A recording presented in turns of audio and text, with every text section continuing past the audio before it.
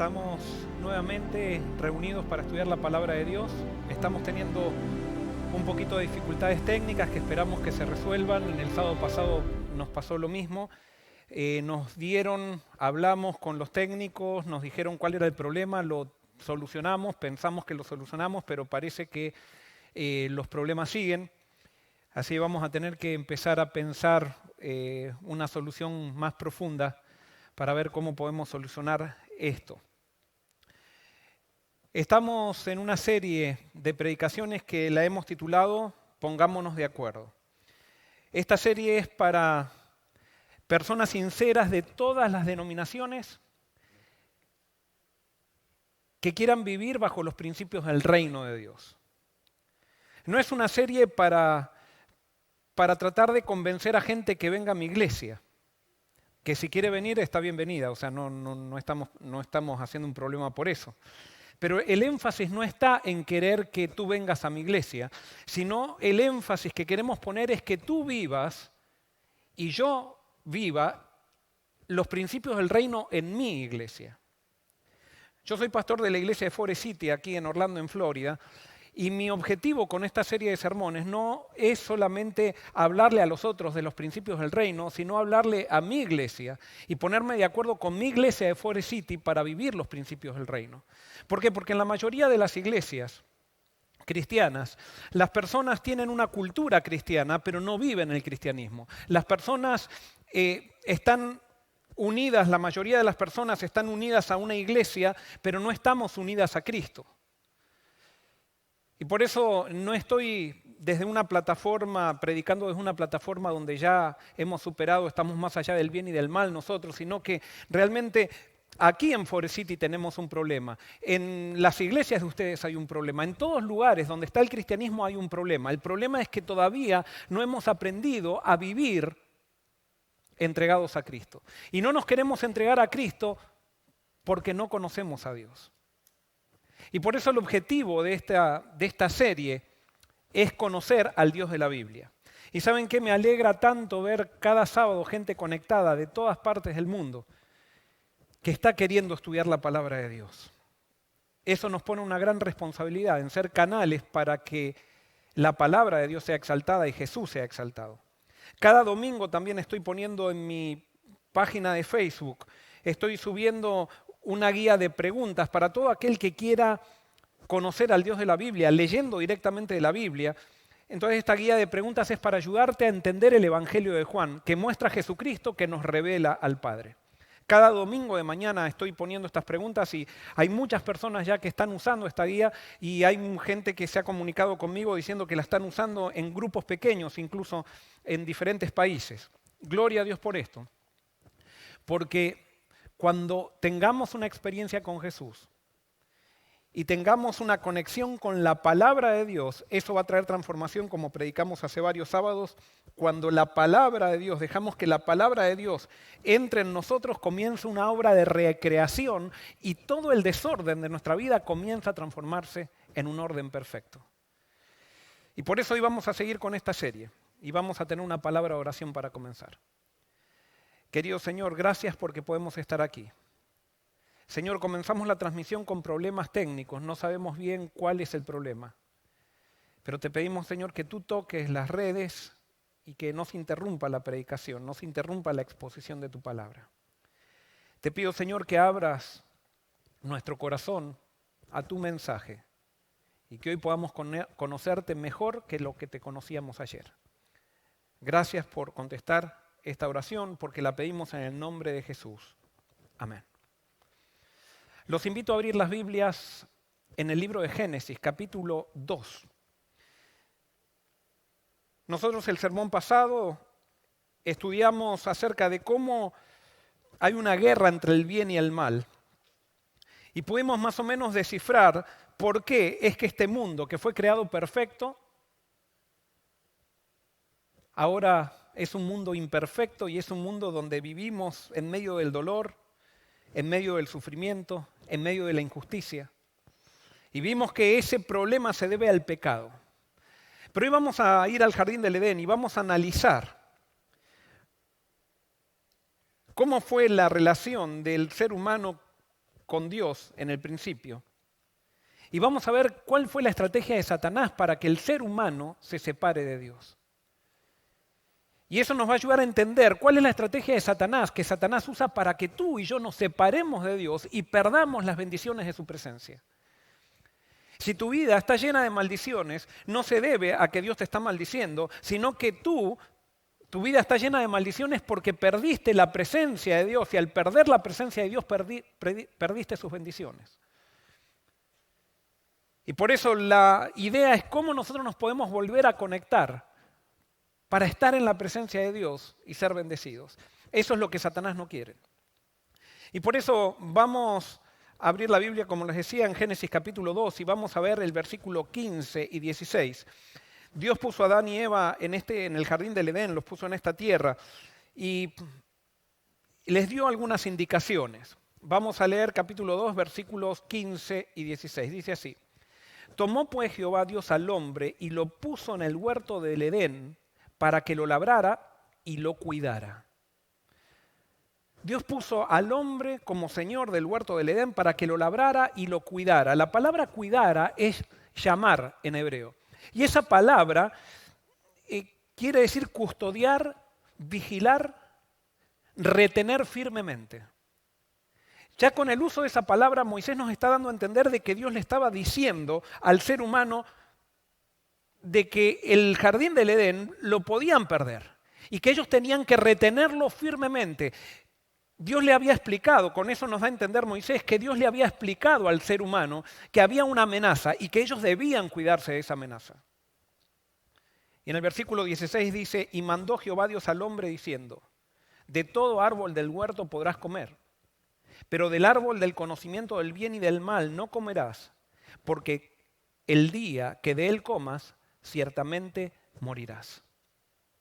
Y muchas veces cuando leemos este pasaje nos resulta un poco, lo leemos con nuestra mentalidad y nos resulta extraño, porque ¿cómo Dios va a matar al ser humano porque coma de un árbol?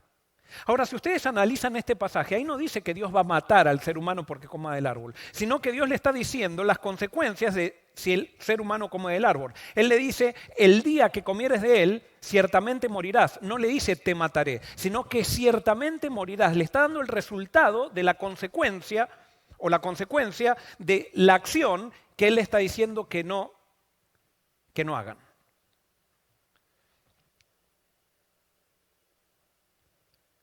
¿Qué era este árbol? Este árbol era nada más ni nada menos que un símbolo del amor de Dios. Era un monumento o una señal, era una señal de libertad. Era una señal de libertad. Y esa señal de libertad, la libertad va combinada con el respeto. Y cuando hay libertad y respeto, entonces puede haber amor. Si no hay libertad ni respeto, no hay amor. ¿Y cómo es esto de la libertad del respeto? En otras palabras, Dios le estaba diciendo a Adán y Eva, ustedes son libres. Ustedes el día que quieran separarse de mí pueden hacerlo. Pero el día que ustedes se separen de mí, como yo soy la fuente de vida, el día que ustedes se separen de mí, ciertamente morirán. No porque yo los voy a matar, sino que si ustedes se desconectan de la fuente de vida, entonces mueren. Es como que yo tengo una lámpara enchufada al enchufe, si yo la desenchufo no hay luz. Es una consecuencia de la desconexión. El ser humano fue creado en relación con Dios. Entonces, mientras esté en relación con Dios, iba a tener vida. Pero si se separaba de Dios, iba a morir. Que el ser humano no sabía lo que era la muerte. Nunca la habían visto. Sin embargo, ellos tenían que creer que la muerte era la no existencia. La muerte era lo mismo que ellos... No se puede decir lo que voy a decir porque es una contradicción, pero que ellos habían experimentado antes de existir. Y ellos no habían experimentado nada antes de existir, por lo tanto la muerte era la nada. Ellos iban a volver a la nada si se separaban de Dios. Con Dios iban a tener todo, iban a tener vida, mientras estén en relación con Dios. Pero Dios les da un árbol, le dice, y fíjense, les dice, de todos los árboles del huerto podrás comer. O sea, lo primero que Dios hace, no les dice, no pueden comer de ese árbol, sino que les dice, miren, tienen todos los árboles del huerto. Pero hay una señal de libertad y de respeto que yo quiero que ustedes la reserven. No toquen de ese árbol. El día que ustedes tocan de ese árbol, o el día que coman de ese árbol, ustedes con esa acción van a estar diciendo que no quieren estar más conmigo. Y eso va a traer consecuencias. Va a traer consecuencias que los va a llevar a la muerte. Es como si yo supónganse que tengo una mansión y los invito a ustedes a mi casa y les digo, miren, yo quiero que sean administradores de mi mansión. Esta mansión tiene 54 habitaciones. Pero hay una habitación pequeña que no quiero que ustedes entren, porque es mi habitación. Pero ustedes pueden tener acceso a toda la casa. Pero simplemente les pido que de esa habitación, que es donde yo allí estoy en intimidad, no quiero que ustedes entren.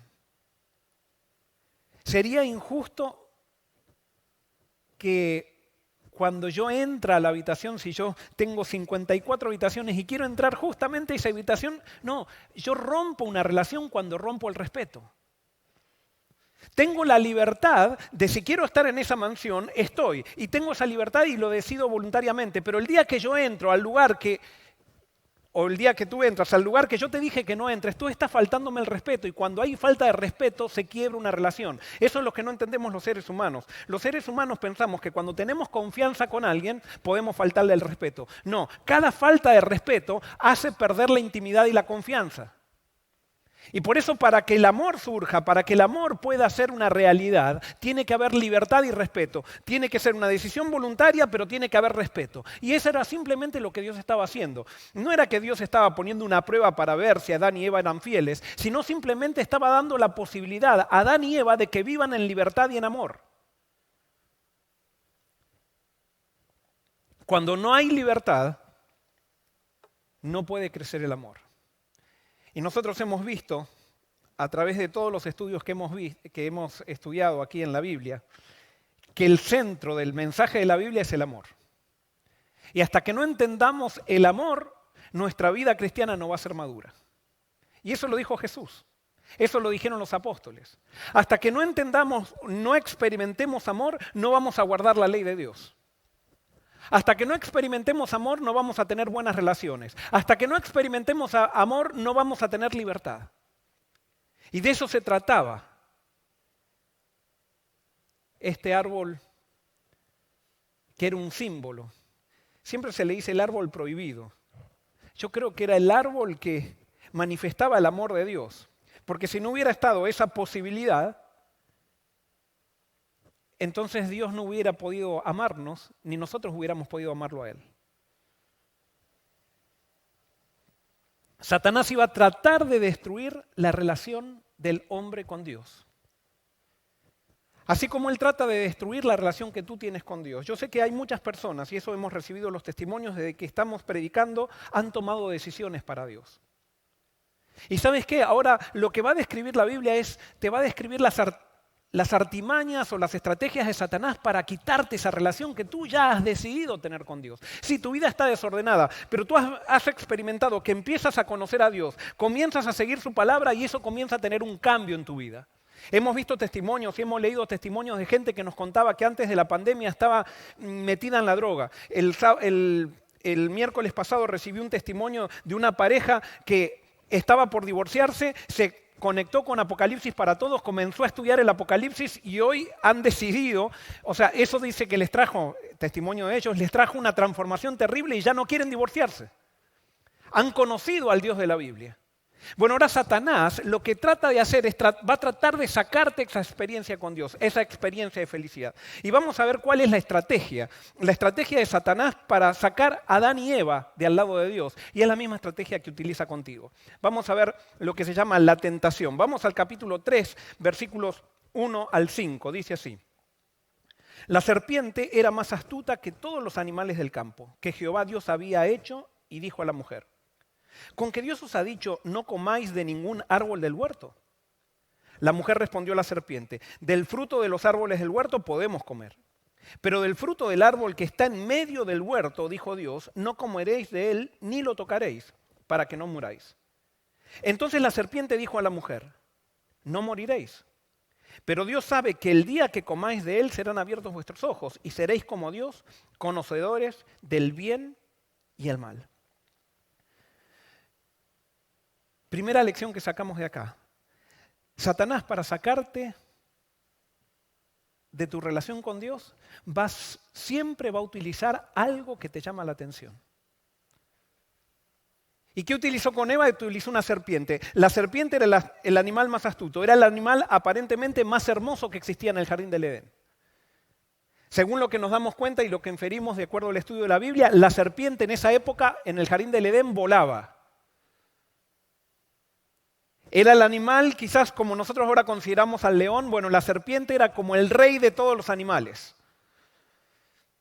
Y Satanás toma al animal más hermoso para llamar la atención de Eva. Nunca el pecado va a estar atrás de algo que no te llama la atención. Siempre el pecado va a estar atrás de algo que te llama la atención. Es más, muchas veces el pecado va a estar atrás de algo bueno. Y eso es lo que muchas veces no entendemos. El pecado puede estar disfrazado de cualquier forma, así como Satanás se disfrazó de una serpiente o utilizó una serpiente como canal para llamar la atención de Eva. Y entonces Satanás le hace una pregunta a Eva. Con que Dios os ha dicho no comáis de ningún árbol del huerto. Esta pregunta siempre preguntamos, ¿es verdad o es mentira? Y cuando respondemos podemos decir que no es ni verdad ni mentira, es una pregunta. ¿Qué era lo que estaba tratando de buscar Satanás con Eva? Satanás estaba buscando con Eva un diálogo. Y Satanás sabía que si Eva empezaba a dialogar con él, la tenía asegurada. Satanás, para separarte de Dios, va a utilizar un diálogo. Satanás trabaja más efectivamente cuando establece un punto de apoyo. Si no tiene ningún punto de apoyo en tu vida, no puede hacer nada contigo. Pero tiene que establecer un punto de apoyo. Satanás con Eva hizo una pregunta y logró el punto de apoyo. Eva le respondió. Nadie cae en el pecado, nadie se separa de Dios de repente. Nos separamos de Dios por medio de un proceso. Satanás establece un punto de apoyo en nuestra mente y cuando establece un punto de apoyo en nuestra mente, entonces comienza nuestra caída. Estoy en mi trabajo.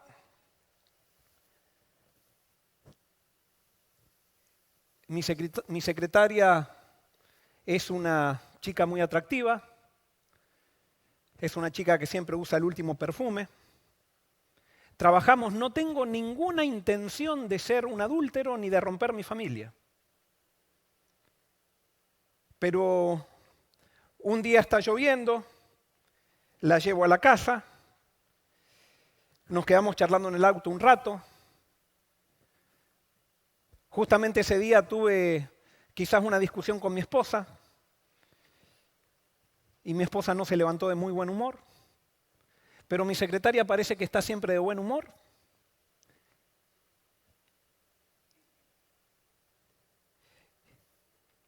Un día nos quedamos trabajando un poquito más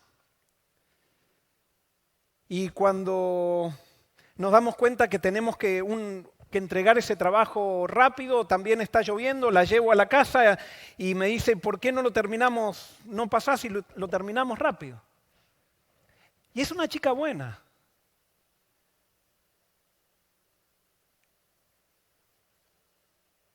Pero empiezo a dialogar con el pecado. Y no voy a terminar la historia porque ustedes conocen la novela. Rompo mi matrimonio. Rompo la felicidad de mis hijos. Rompo mi integridad como persona. Simplemente por dialogar con el pecado. Nadie cae de repente. Todos caemos por un proceso y eso fue lo que hizo Satanás con Eva. Satanás de alguna manera comenzó a dialogar con Eva y le hace una pregunta para que Eva pise el palito. Con que Dios os ha dicho no comáis de todo árbol del huerto y Eva hace algo que nosotros muchas veces hacemos. No, Dios no dijo eso. ¿Y sabes qué? Dios no necesita gente que lo defienda. Dios simplemente necesita gente que crea en su palabra y que actúe de acuerdo a su palabra. Dios puede defenderse por sí mismo. Y por eso muchas veces encontramos en las iglesias gente que le encanta discutir y defender a Dios. No, no tiene sentido eso, no. Eso es parte del plan de Satanás. Nosotros no hemos sido llamados para discutir, hemos sido llamados para predicar la palabra de Dios. Y por eso no caigas en la trampa de ponerte a discutir todos los sábados o todos los días con alguien que se mete en internet para discutir. No, no, no. No estamos para satisfacer las expectativas de las personas que discuten. Estamos simplemente para satisfacer las expectativas de aquellos que se sienten necesitados y que quieren la palabra.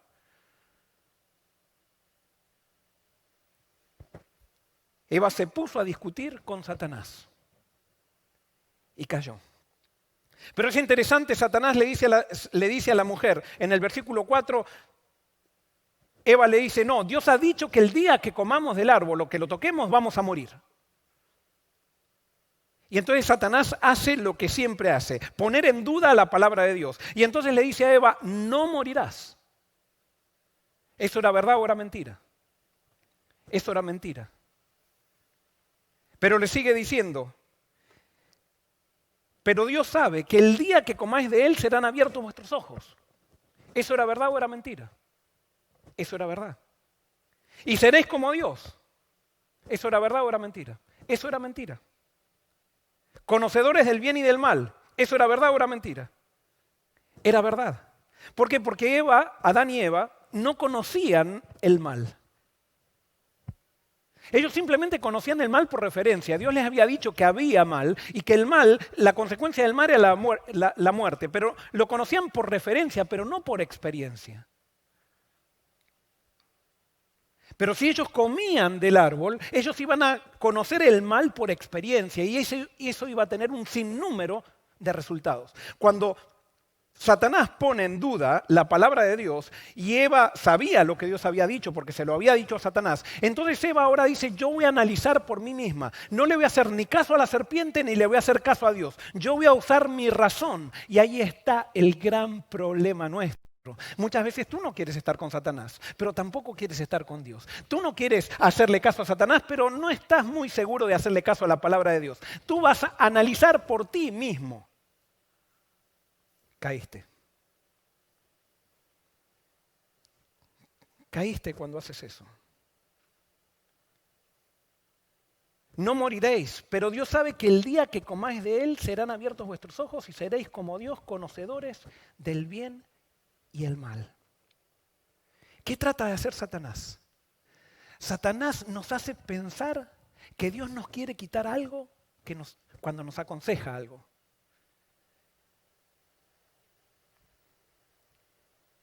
En otras palabras, Satanás lo que hizo con Eva fue hacerle pensar a Eva que Dios le quería quitar algo bueno para ella y que ella tenía que ver por sí misma realmente si esto era así o no era así.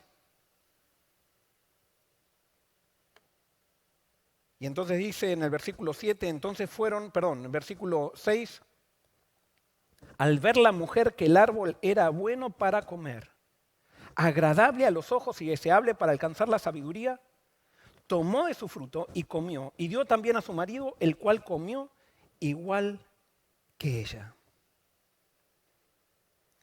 Cuando Eva ve la fruta y ve que la fruta no era una fruta envenenada, es más, pareciera que la serpiente estaba comiendo y por eso le dice, mira, yo estoy comiendo, soy un animal, estoy comiendo eso y por eso te estoy hablando. Imagínate si tú comes. Tú eres un ser humano creado mucho más inteligente que yo. Si tú comes esto, vas a ser como Dios. Vas a ser como Dios. Y toda persona que quiere ser como Dios y quiere ocupar el lugar de Dios, se transforma en Satanás. Pregunta, siguiendo el razonamiento de Eva, ¿por qué Dios no quería que Eva tenga esa fruta? Si la fruta era buena. Y Dios no quiere que tenga esa fruta porque Dios es malo. Dios no quiere que tenga esa fruta porque Dios no quiere que sea como Él. ¿Qué fue lo que logró Satanás con Eva? Satanás logró con Eva no solamente que Eva dude de la palabra de Dios, sino que para dudar de la palabra de Dios, Eva tuvo que dudar de Dios mismo. ¿Y sabes qué? Esa es la caída. La caída no es hacer lo que Dios no quiere que hagamos o lo que Dios nos aconseja que no debemos hacer, sino que nosotros caemos cuando empezamos a dudar de la persona de Dios. El problema no está en lo que hacemos, sino el problema está en las actitudes que tenemos. Y es cuando se nos nubla la visión de Dios, cuando empezamos a pensar que Dios es mezquino, cuando empezamos a pensar que a Dios se le ocurrió algo porque Él simplemente me dio 10 mandamientos porque Él quería probar mi fe. Y vamos a usar el ejemplo con la secretaria. ¿Por qué Dios no quiere que disfrute con mi secretaria? Porque es malo. Dios es malo. Él no quiere que disfrute. Y ¿saben qué? Yo esto lo he dicho muchas veces. Siempre que me encuentro aconsejando a alguien que está adulterando, siempre esa persona piensa que está siguiendo la voluntad del Dios que creó en su mente. Porque si él piensa que Dios le dice que no al adulterio, Dios es malo. Entonces crea un Dios de acuerdo a su mente bueno. Entonces dice, Dios quiere mi felicidad. Por lo tanto, yo voy a hacer lo que a mí me parece porque Dios quiere mi felicidad. Y si Dios al final me puso esta mujer en mi camino. Empezamos unos mecanismos impresionantes de razonamientos para justificar lo que hacemos. Entonces después, cuando adulteramos, pasan 2 meses, se acaba la novela, empezamos a cosechar las consecuencias y nos vemos que la mujer con la cual adulteramos también se levanta con mal aliento, que no está como siempre con el perfumito que llevaba al trabajo todos los días, linda y todo eso. Empezamos a tener problemas con toda la vida. Empezamos a decir, ¿por qué Dios me manda esto? Dios no te mandó nada. Es que tú dudaste del amor de Dios y pusiste en duda la palabra de Dios cuando Dios te aconsejó algo, no para quitarte algo, sino para que vivas plenamente.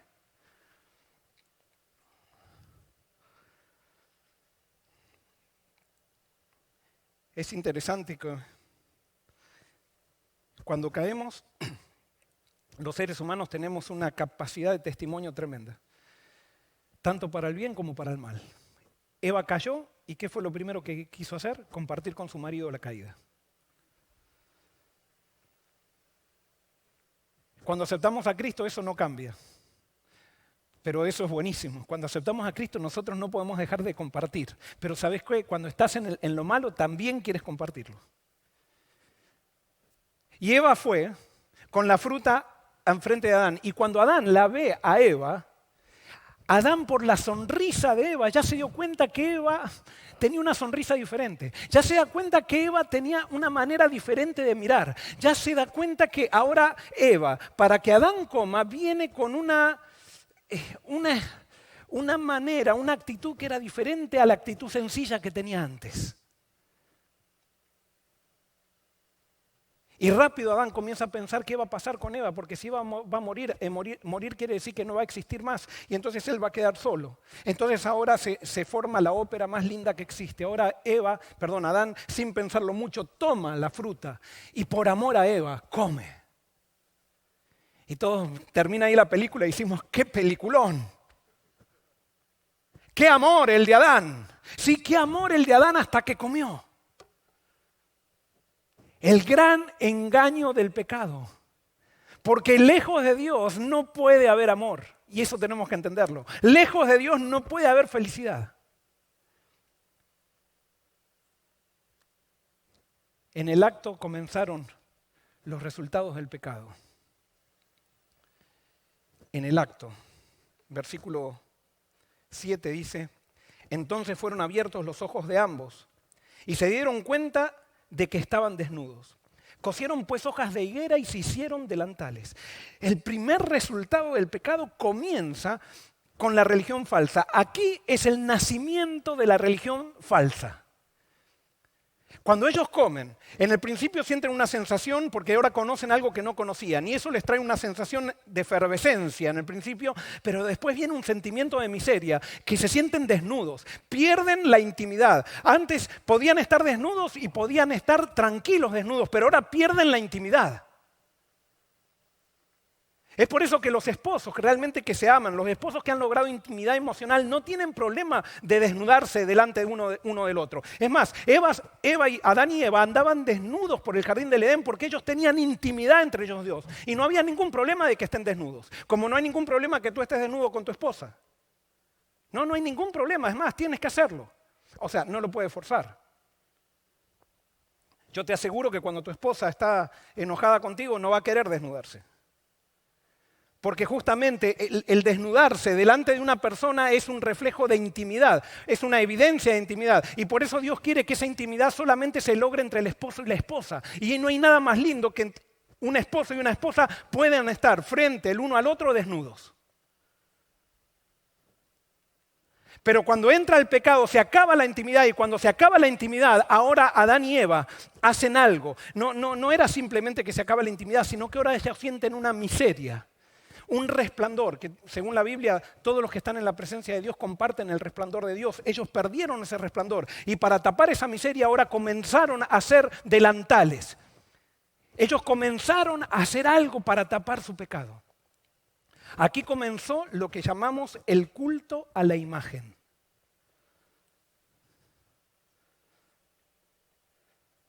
Ellos quisieron tapar su pecado cosiendo delantales de higuera. Así vive esta sociedad. Esta sociedad le vive haciendo un culto a la imagen. ¿Por qué? Porque cuando nos sentimos miserables vivimos para la imagen. Vivimos para la ropa. Vivimos para la casa, para tener la mejor casa, para tener el mejor auto. Entonces cuando vamos manejando el mejor auto, vamos así con cara de superados. En cambio, si vamos manejando un Ford Focus, o sea, nadie va con cara de superado manejando un Ford Focus. Pero ¿por qué vamos con cara de superados? Porque pensamos que la gente va a pensar que nosotros estamos por sobre todos. Y eso nos da una imagen que cubre nuestra miseria. Que te quiten el BMW, que te quiten el Mercedes-Benz, que te quiten todo eso, que te quiten la cuenta bancaria. ¿Y cómo te sientes?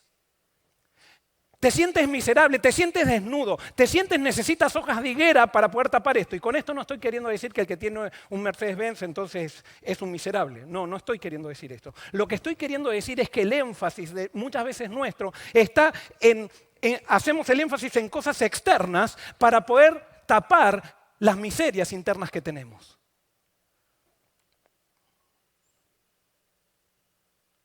No hay nada de malo tener un auto que ande bien. La pregunta es ¿por qué tienes el auto que tienes? Es más, yo puedo utilizar mi pastorado como una hoja de higuera para tapar las miserias internas. ¿Y cuántas veces vemos, por ejemplo, personas, pastores, y que yo puedo ser uno de esos, estoy en el riesgo de eso también, pastores que eran grandes predicadores. Hace poco se murió uno que era un gran apologético y ahora que se murió se descubrió que había mujeres que él les pedía que le hagan masajes y él les pedía que le manden fotos desnudas. Y se hizo todo, y era un gran apologético que manejaba la Biblia de pe a pa. Pero muchas veces utilizamos a la Biblia como hojas de higuera. Muchas veces hay gente que utiliza la ley de Dios como una hoja de higuera. Por eso la Biblia dice, no, Adán y Eva, ¿cuál es la esencia de la religión falsa? La esencia de la religión falsa es querer solucionar con una obra mi problema de miseria. Adán y Eva, en vez de ir a Dios para que solucione su problema interior, Adán y Eva hicieron algo para tapar su miseria. Y por eso la Biblia dice que la ley de Dios no tapa nuestra miseria, la aumenta. Pero hay muchos cristianos que viven guardando la ley para tapar la miseria. No producen ningún cambio, simplemente esas son hojas de higueras.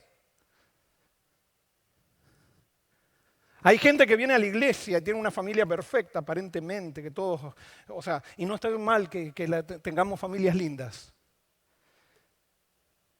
Pero a veces todo es cáscara, hojas de higueras.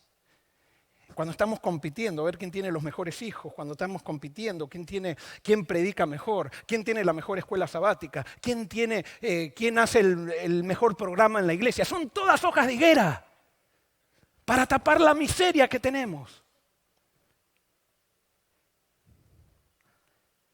¿Y cómo se manifiesta tu miseria? ¿Sabes cómo se manifiesta tu miseria? Cuando sientes envidia por los logros de otra persona que está alrededor tuyo. Ahí se manifiesta que tú tienes una miseria y que estás tratando de tapar tu miseria con hojas de higuera, con la imagen. Y cuando alguien amenaza la imagen que tú puedes tener y puede tener una mejor imagen, entonces te pones envidioso. No lo puedes soportar, tienes que criticar, tienes que decir, no, esa persona no es tan así como parece. Y estamos todos compitiendo para ver quién tiene el delantal de hojas de higuera más lindo.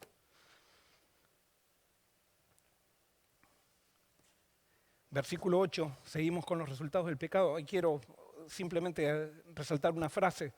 En el reino de Dios la imagen se trabaja desde dentro hacia afuera y no a la inversa.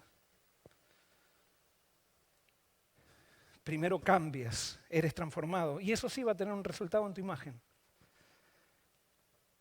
Pero tú no vas a cambiar por lo que hagas. Tú vas a cambiar solamente porque decidas estar con alguien que te ha separado. Y todo lo que hagas sin querer volver a Cristo, sin someterle tu vida a Cristo, van a ser hojas de higuera que van a profundizar tu miseria. Y dice el versículo 8, luego oyeron la voz de Jehová Dios que se paseaba por el huerto al aire del día. Y el hombre y su mujer se escondieron de la presencia de Jehová Dios entre los árboles del huerto. Pero Jehová Dios llamó al hombre y les preguntó, ¿dónde estás tú? Él respondió, oí tu voz en el huerto y tuve miedo porque estaba desnudo. Por eso me escondí. Qué interesante, antes del pecado, Dios venía a visitar a Adán y Eva todos los días al jardín del Edén, y cuando Dios venía al jardín del Edén, Adán y Eva salían corriendo a recibir a Dios. Sin embargo, ahora que pecaron, Dios vino como siempre, porque Dios no cambió. Pero Adán y Eva ahora, en vez de salir corriendo a buscar a Dios para abrazarlo, salen corriendo y huyen. Y huyen, dice acá, ¿cuál es la razón? Porque tienen ¿qué? Tienen miedo de Dios. Y Dios no cambió. Dios venía a saludarlos. Pero Adán y Eva ahora pensaban que Dios venía ¿para qué? Para castigarlos. Porque ellos sabían que Dios debía saber que ellos habían caído. Y entonces ahora ellos veían que Dios venía y les daba miedo. Eso es lo que produce el pecado en la mente del pecador. El pecado que nosotros cometemos no cambia a Dios, nos cambia a nosotros. No cambia quién es Dios, sino que cambia quiénes somos nosotros y cómo vemos a Dios. Y por eso cuando estamos en pecado vemos a Dios enojado, pero no es que Dios está enojado. Es más, aquí vemos que Dios no viene a castigar a nadie, porque Dios no castiga a nadie. Y me encanta el Génesis, porque ya desde los primeros capítulos me muestran que Dios no viene a castigar, Dios viene a salvar.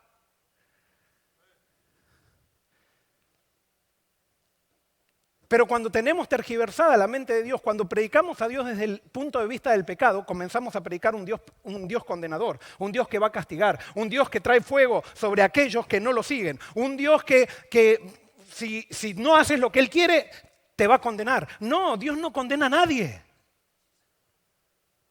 Es más, si Dios condenara, tendría que haber condenado a Adán y Eva, y acá no condenó a nadie. A nadie. Adán y Eva tuvieron miedo de Dios cuando antes lo amaban, cuando antes tenían intimidad, cuando antes podían estar desnudos delante de Dios. ¿Vieron en el Apocalipsis? Cuando Cristo viene, dice que los reyes, los ricos, los capitanes van a las montañas y le dice, escondernos de la ira del Cordero. Y dice, caigan sobre nosotros, espantados, con un miedo terrible. Ahora, analicen el Apocalipsis y muéstrenme un versículo donde diga que el Cordero está airado. Muéstrenme un versículo donde diga que el Cordero está airado. El Cordero no viene airado, viene feliz a salvar a su pueblo. Pero ellos ven, la felicidad del Cordero la ven como ira. Y nosotros muchas veces, como estamos también en pecado, analizamos el Apocalipsis y comenzamos a predicar la ira del Cordero. Y entonces empezamos a asustar al mundo porque el Cordero viene airado para que la gente se le caiga la montaña sobre la cabeza. El Cordero no viene a destruir a nadie, el Cordero viene a salvar a su pueblo, no viene a destruir.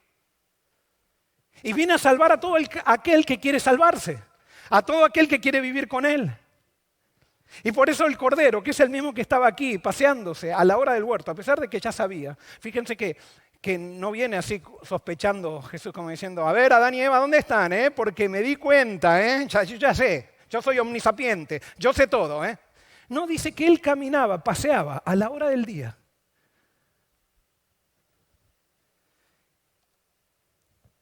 Y entonces Jesús, que es Dios, le hace una pregunta a Adán y Eva, ¿dónde están ustedes?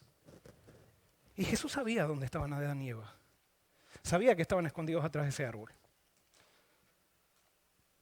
Pero ¿sabes por qué Jesús hace preguntas? Para que tú entiendas lo que está sucediendo. ¿Dónde estás? Y Adán y Eva habían preguntado realmente, ¿dónde estoy? Antes yo sentía tanta felicidad de estar en la presencia de Dios. Y ahora estamos escondidos atrás de un árbol. ¿Dónde estoy? ¿Por qué estoy viviendo esto? Versículo 11 dice, entonces Dios le preguntó, ¿quién te enseñó que estabas desnudo? ¿Acaso has comido del árbol del cual yo te mandé que no comieras?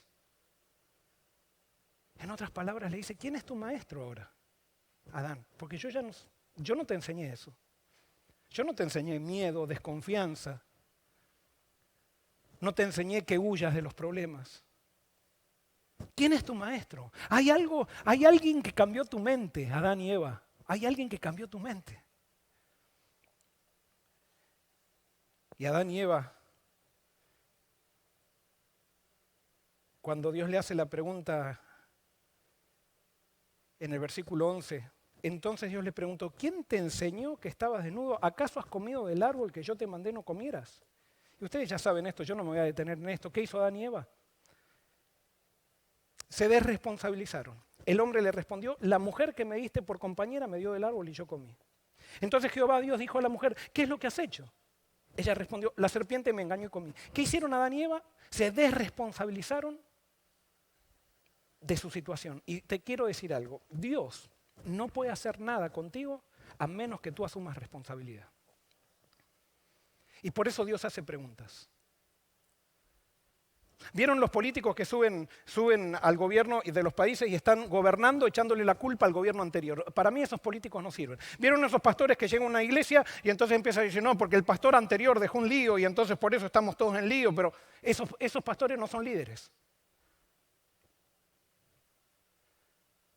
O sea, acá hay que asumir responsabilidad. Y Dios es un Dios de responsabilidad. Y Dios, para que empezar su obra redentora, tiene que hacernos preguntas para que nosotros asumamos responsabilidad y le demos permiso. Porque sin libertad Él no va a hacer nada. Sin libertad y respeto Él no va a hacer nada. Adán y Eva le echaron la culpa. Adán se la echó a Eva, Eva se la echó a la serpiente y todo, como todos nosotros sabemos, al final se la terminaron echando a Dios porque Dios siempre termina, como es el creador de todo, termina siendo el culpable de todo. Ahora sí, Dios es el responsable de todo. Dios no es el culpable de todo, pero Dios es el responsable de todo. Y me encanta este Dios, porque ahora Dios, cuando Adán le echa la culpa a Eva, Eva le echa la culpa a la serpiente, Dios no empieza a hablar con Adán y Eva. ¿Con quién comienza a hablar? Ahora comienza a hablar con la serpiente y dice así, el versículo 14 dice, y Jehová Dios dijo a la serpiente, por cuanto esto hiciste, maldita serás entre todas las bestias y entre todos los animales del campo, sobre tu vientre te arrastrarás y polvo comerás. Ahora Dios comienza a hablar con la serpiente, pero Dios comienza a utilizar a la serpiente ahora como un símbolo. ¿Por qué? Porque ahora comienza también una cosa que antes no, en el jardín del Edén no existía. Cuando Dios le hablaba a Adán y Eva de cosas celestiales, ellos podían entender las cosas celestiales, entonces ellos podían entender todo. Pero ahora, como Adán y Eva se habían desconectado de lo celestial, se habían desconectado de Dios, solamente podían entender las cosas materiales. Entonces ahora Dios tiene que empezar a usar símbolos materiales para describir las cosas celestiales. Y utiliza a la serpiente como símbolo. Y vamos a ver eso después durante toda la Biblia. Ustedes van a ver que cuando Dios habla de Satanás en la Biblia, nunca o muy pocas veces habla de Satanás directamente. Dice, Satanás es como el rey de Tiro, Satanás es como el rey de Babilonia. Entonces la gente veía las cosas de la realidad de acá del mundo y entonces con eso podía entender las realidades celestiales. ¿Por qué? Porque las realidades celestiales, Adán y Eva cuando pecaron perdieron la visión de las realidades celestiales. Y no las podemos entender a menos que nos la den en símbolos o a menos que Dios se haga carne y nos la muestre materialmente. Y entonces Dios le dice algo a la serpiente que pasa con nosotros. ¿Cuántas personas he visto que volaban cuando estaban con Dios y terminaron arrastrándose por malas decisiones que tomaron en su vida? Y Dios no quiere que te arrastres, quiere que vueles. Y Dios hizo que la serpiente se arrastre para que eso quede como una lección para Adán y Eva, para que entiendan que lo único que hace Satanás es hacerte arrastrar por el polvo. Y entonces en el versículo 15 Dios dice algo, hablándole a la serpiente. Acá Adán y Eva no está hablando con Adán y Eva, le dice, pondré enemistad entre ti y la mujer, y entre tu simiente y la simiente suya. Esta te herirá en la cabeza y tú la herirás en el talón. Lo que Dios está prometiendo acá es que Él va a traer salvación. Lo que Dios está prometiendo acá es el Evangelio. Los eruditos le dicen a este versículo el protoevangelio, la primera promesa de salvación. Ahora, la primera promesa de salvación, Dios no se la, si bien están allí Adán y Eva de testigos, Dios se la dice a Satanás, no se la dice a Adán y Eva. ¿Por qué se la dice a Satanás? Porque Dios sabe que Adán y Eva no tenían nada que ver con el pecado. Había una guerra entre Dios y Satanás, que Satanás se le había comenzado a Dios. Y entonces ahora Dios los pone a un costado a Adán y Eva, y la promesa de la salvación de Adán y Eva se la dan a Satanás. Esto tiene unas implicancias tremendas. ¿Por qué? Porque lo que Dios estaba asegurando, que para que Adán y Eva sean salvos, ellos no tenían que hacer nada, simplemente tenían que ponerse de su lado, pero no tenían que hacer nada. La guerra era con Satanás, no era con Adán y Eva. La condenación era con Satanás, no era con Adán y Eva. Y le dice, mira, y ahora vamos a entender este versículo, que es el regalo de la salvación. Pondré enemistad entre ti y la mujer. Le dice, pondré enemistad, vamos a leerlo allí. Pondré enemistad entre ti, que es la serpiente, y la mujer. Entre los descendientes de la serpiente, que son todos los que siguen a Satanás, y el descendiente de la mujer. Ahí cuando dice, no dice los descendientes de la mujer, sino que dice el descendiente de la mujer. El descendiente de la mujer te herirá en la cabeza y tú lo herirás en el talón. O sea, el descendiente de la mujer le dará a Satanás un golpe mortal. Pero ese golpe mortal al descendiente de la mujer le costará una herida en el talón. ¿Qué estaba prometiendo a Dios? Dios estaba prometiendo lo siguiente, mira, yo sé ahora, dice Dios, que Satanás y los seres humanos son amigos. Pero yo, por lo que voy a hacer en el futuro, voy a dar una semilla a la mujer para que haya enemistad entre la serpiente y la mujer, porque de lo contrario no puede haber enemistad entre la serpiente y la mujer, simplemente puede haber amistad. Y por eso Satanás pensaba que había ganado la batalla, porque decía, como Dios respeta la libertad, si yo hago caer a Adán y Eva, como ellos van a ser pecadores, continuamente van a estar eligiendo mi reino y yo voy a poder vivir eternamente aquí en la tierra. Pero Satanás no se esperaba que el amor de Dios vaya hasta... O sea, esto cuando Dios le estaba diciendo esto a Satanás, esto era una revelación para Satanás que Satanás no se la esperaba. Satanás sabía que Dios era bueno, pero no se esperaba que sea tan bueno. Y entonces Satanás dice, no, ¿cómo lo vas a salvar? ¿Cómo lo vas a salvar? Un hombre perdió la tierra y un hombre tiene que salvarla. Fue la humanidad que decidió entregarme la tierra, por lo tanto la humanidad tiene que volver a ti. Y acá ellos ya no pueden decidir, porque ya son pecadores, han decidido que la tierra sea mía, por lo tanto tú no puedes hacer nada. Entonces Dios le dice a Satanás, no te hagas problema, ¿sabes qué? Yo me voy a hacer hombre. Y me voy a hacer hombre, me voy a hacer carne y voy a vivir como hombre, voy a crecer como hombre, voy a hacer todo como un ser humano. No es que voy a parecer un hombre, sino que me voy a hacer hombre. Voy a nacer de la misma Eva, voy a ser un descendiente de Eva. Y como hombre voy a representar a la humanidad y voy a recuperar nuevamente a Adán y Eva y voy a recuperar el Edén para mí. Porque ellos son víctimas de tu pecado. Adán y Eva se quedaron también sorprendidos. Porque la promesa se le dio a Satanás, no a ellos. Porque ellos simplemente eran espectadores de esas promesas. Ahora yo les digo, la promesa de la salvación. Les hago una pregunta. ¿Se habían arrepentido Adán y Eva ya? ¿Sí o no? ¿Se habían arrepentido Adán y Eva? No.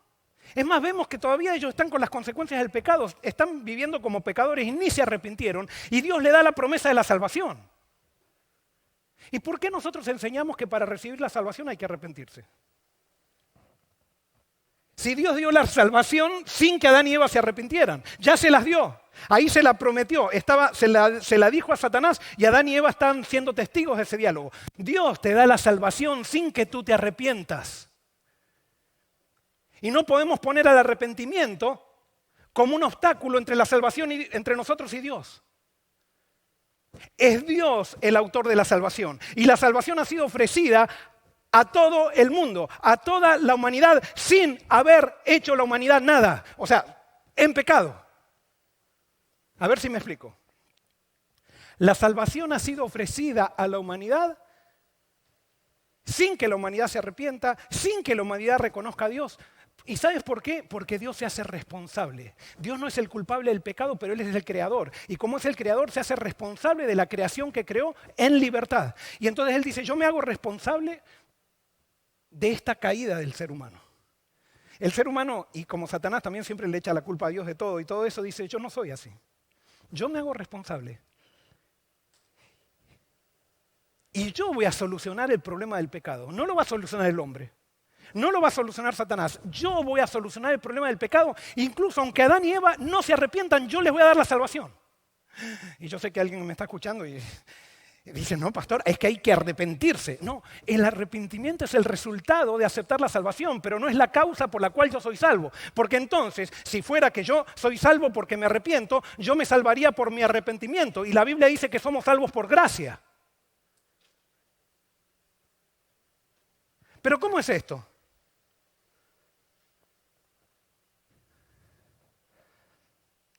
Justamente llegamos al título del sermón. La salvación fue ofrecida sin pedirla. La salvación está, querido. Allí está. Aunque no te arrepientes, está para ti. Allí está la salvación. Y la salvación es por causa de lo que Dios hizo en Cristo. Y allí está la salvación. A ver, ¿hay prueba en la Biblia? Bueno, ¿qué mejor prueba que esto que te estoy explicando que está al principio de la Biblia? Pero vamos a ver si no enseña esto la Biblia también. Fíjate lo que dice Juan 3:16. Porque de tal manera amó Dios, ¿a quién? Al mundo, para que todo aquel que en él crea no se pierda, mas tenga vida eterna. Acá no dice que Dios amó a los que creen, sino que amó ¿a quién? Al mundo. Y Dios envió a su Hijo al mundo, no a los que creen. Dios envió a su Hijo al mundo. A ver, primera de Juan 2:2. Y Él es la propiciación por nuestros pecados. Y no solamente por los nuestros, sino también por los de quién. Los de todo el mundo. Fíjate, ahí Juan le está hablando a los cristianos. Y Él es la propiciación por nuestros pecados. O sea, Él es el que perdona nuestros pecados. Pero no solamente perdona los nuestros, sino que perdona también, no solamente de los que creen, sino que perdona los pecados de quién. De los que no creen también. Del mundo. O sea, la salvación está ofrecida a todo el mundo.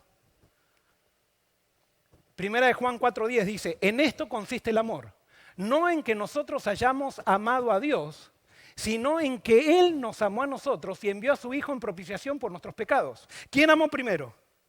Dios. ¿Cuándo? ¿Cuando nos arrepentimos o antes de que nos arrepintiéramos? Antes de que nos arrepintiéramos. Ese es el Dios de la Biblia. Dios sale a buscar a Adán y Eva. Dios no espera que Adán y Eva vengan a Él y se queden en el cielo diciendo, a ver, ¿cuándo Adán y Eva ahora me van a hacer una oración para que reconozcan su pecado? No, Él salió a buscarlos. Él sale a buscarte. Y Él ya te ofreció la salvación.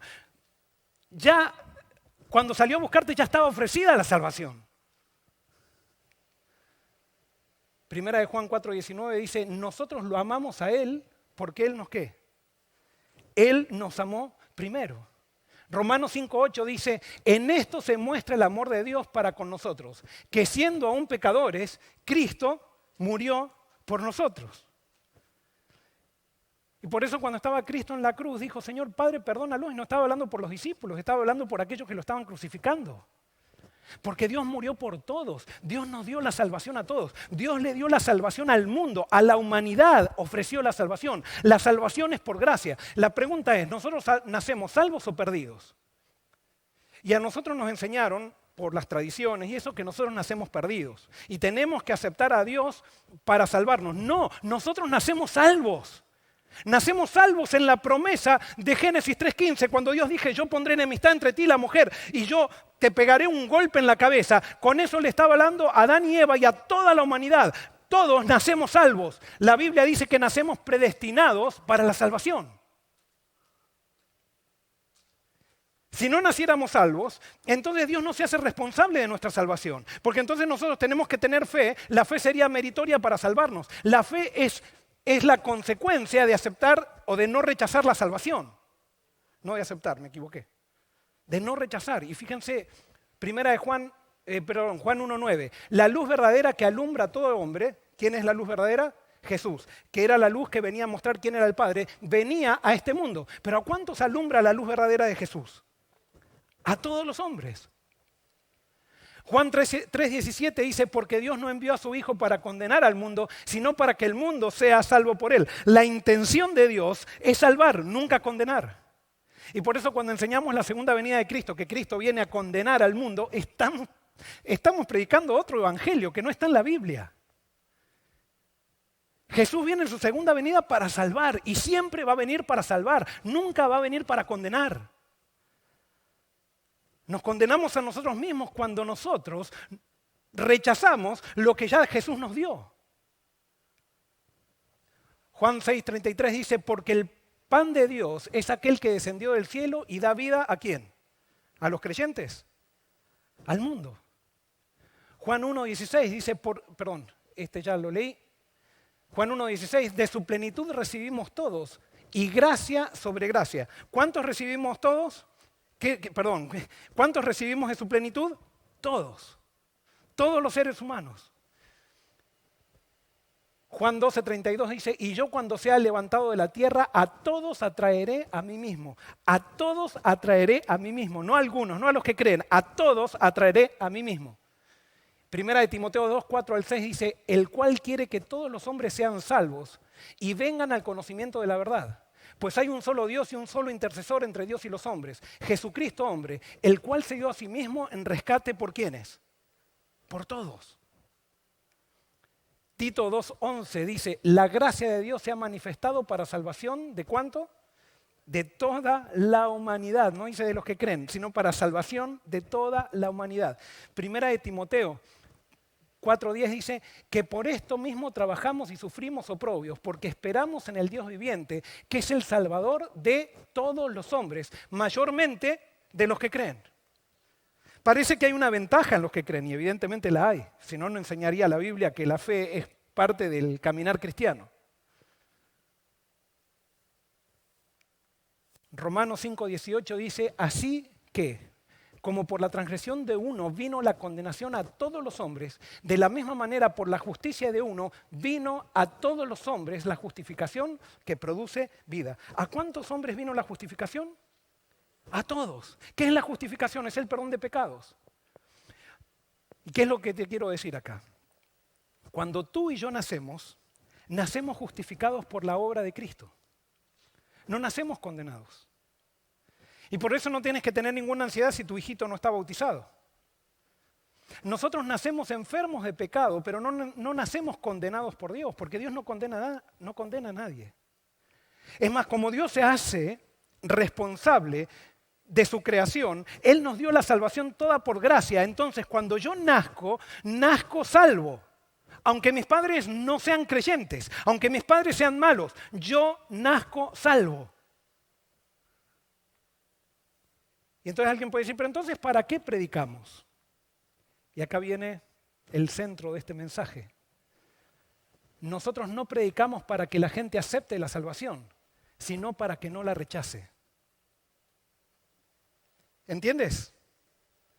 Yo no predico para que alguien acepte la salvación, sino para que no la rechace. Y esto, ¿sabes qué? Tiene una implicancia tremenda, porque quiere decir entonces que aquel que viene a una iglesia, muchas veces nosotros decimos, nosotros estamos salvos y todos los demás están perdidos. Y nos ponemos en una plataforma predicando como que nosotros somos superiores, que estamos salvos y todos los demás perdidos. No, estamos todos salvos.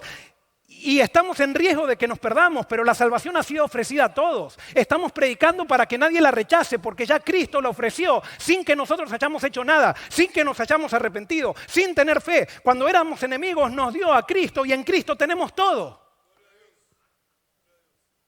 Y por eso no podemos predicar la salvación por las obras, no podemos predicar la salvación por lo que hacemos. Solamente tenemos salvación por lo que Cristo hizo por nosotros y porque Dios salió a buscarnos cuando estábamos en pecado.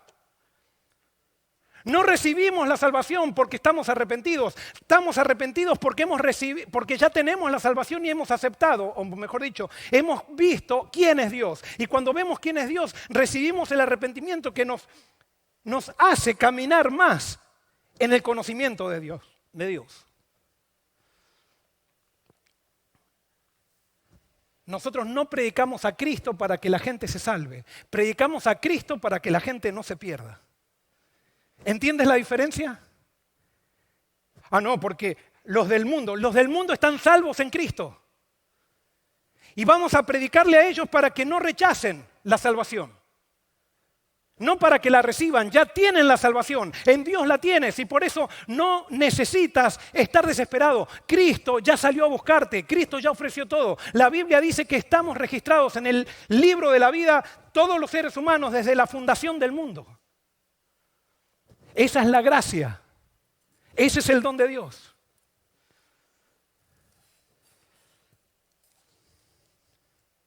Eso fue lo que empezaron a entender Adán y Eva. Y entonces me voy a saltar un poquito y vamos al versículo 21. Dice, y Jehová Dios hizo para el hombre y su mujer túnicas de pieles y los vistió. Y Jehová Dios hizo al hombre y a la mujer túnicas de pieles y los vistió. Fíjate Dios qué inteligente. Ahora, Él tiene que usar cosas materiales para que entendamos las cosas celestiales. Y entonces Él toma un corderito y lo lleva delante de Adán y Eva, y ahora con mucha ternura le dice a Adán y Eva, ¿me permiten una cosa? ¿Me permiten desvestirlos? Dos, nuevamente. Y entonces Él comienza a sacar las hojas. Pero para que ellos no sientan vergüenza, dicen, miren, yo antes de sacarle las hojas este corderito, yo les voy a pedir que ustedes, no sé cómo habrá hecho, pero va a morir. Va a morir porque ahora ustedes están desnudos. Y ustedes tienen que estar vestidos. Yo no quiero que pasen por vergüenza. Pero ya no van a estar vestidos con ese resplandor que era. Van a estar vestidos con algo que yo voy a hacer, haciéndome uno como ustedes. Yo voy a vivir la vida que ustedes no quisieron vivir. Y voy a morir la muerte que ustedes se merecían y que eligieron. Acá está la salvación. La pueden rechazar, pero ya está ofrecida. Y Dios tomó ese corderito. Y me imagino que Dios también se habrá afectado, aunque Dios ya sabía el fin desde el principio. Pero los que se habrán afectado habrán sido Adán y Eva, porque Adán y Eva nunca habían visto muerte. No había visto ni que una hoja de árbol muriera. Ellos no sabían lo que era la muerte. Los ángeles nunca habían visto lo que era la muerte. Satanás nunca había visto lo que era la muerte. El universo nunca había visto lo que era la muerte. Y por primera vez, con una criatura, un animalcito, todo el universo es conmocionado. Porque Dios, no sé cómo fue, pero produce o produjo, no sé si él pidió a Adán que lo mate al cordero, eso tengo que estudiarlo más. Y ese corderito murió. Y ahora todo el universo entendió lo que significa morir. Esa sangre fue derramada. Y Adán y Eva, que habían puesto nombre a ese cordero, mientras veían que ese cordero moría y que Dios empezaba a agarrar la piel para hacer ahora un delantal para ellos, para cubrir su desnudez, habrán pensado, ¿qué culpa habrá tenido? ¿Qué culpa tenía este cordero para que muera, para que nosotros seamos vestidos? Y entonces Dios hizo una túnica, sacó las hojas de higueras y le dijo a Adán y Eva, entiendan, por favor, entiendan esto, que todo lo que ustedes hagan para tapar su pecado les trae más miseria, no sirve de nada. Lo único que puede tapar tu pecado y solucionar tu problema de pecado, el único soy yo, vistiéndote con mi vida, vistiéndote con mis obras, vistiéndote con mi esfuerzo. Porque yo no quiero que pases vergüenza. No lo rechaces. Y Adán y Eva se vistieron. O se dejaron vestir por Dios. Adán y Eva nunca perdieron la salvación. Nunca la perdieron. La humanidad nunca la perdió. Pero hay seres humanos que la pierden porque la rechazan. Pero no porque no fue ofrecida. Porque la salvación está para ti y para mí, sin que la pidamos. Y alguien puede decir, pero cuando nazco entonces, ¿qué quiere decir? Que entonces ya, ¿para qué nos bautizamos? Y ahora te explico y con esto termino. Cuando tú naces comprometido con Dios. Dios hizo una promesa y quiere casarse contigo. Pero tiene que llegar el momento del sellamiento. Y si llega el momento del sellamiento que tú te entregas a Cristo, ya vives con la salvación, pero puede ser que todavía no te entregaste a Cristo, estás de novio con Él, o quizás no aprecias todavía lo que Él hizo, pero la salvación todavía está para ti y tú eres cubierto por esa salvación. Pero tiene que llegar un día que te cases con Cristo. Así como un novio puede dejar de estar de novio en cualquier momento, pero alguien casado, de acuerdo a la Biblia, no puede dejar de estar casado. ¿Por qué? Porque cuando me caso con Cristo, Cristo me sella y no me pierdo más. Alguien puede estar diciendo, pero pastor, usted está diciendo salvo hoy, salvo para siempre, una vez salvo para siempre. No, yo lo que enseño es lo que siempre enseñamos y lo que enseña la Biblia. Una vez sellado, salvo para siempre. Mientras tanto, estamos salvos, pero corre riesgo nuestra salvación. Podemos rechazarla. Pero una vez sellada la salvación, ahora todo depende de Jesús. Ya no necesito, yo simplemente necesito seguir creciendo. Pero Jesús se va a asegurar de que yo llegue a la glorificación una vez que estoy sellado. Y por eso no nacemos sellados, pero sí nacemos salvos. Y por eso es necesario que tomemos una decisión de entrega a Cristo para que seamos sellados en Él. Y por eso en esta pandemia hay muchas personas que están conociendo al Dios de la Biblia y que están decidiendo entregarse por medio del bautismo, porque ese sería tu casamiento con Jesús. Ya estás salvo, estás de novio, pero tienes que buscar el sellamiento. Decidiendo vivir por Él, amarlo a Él, porque Él te amó primero. Que esa puede ser tu experiencia y la mía.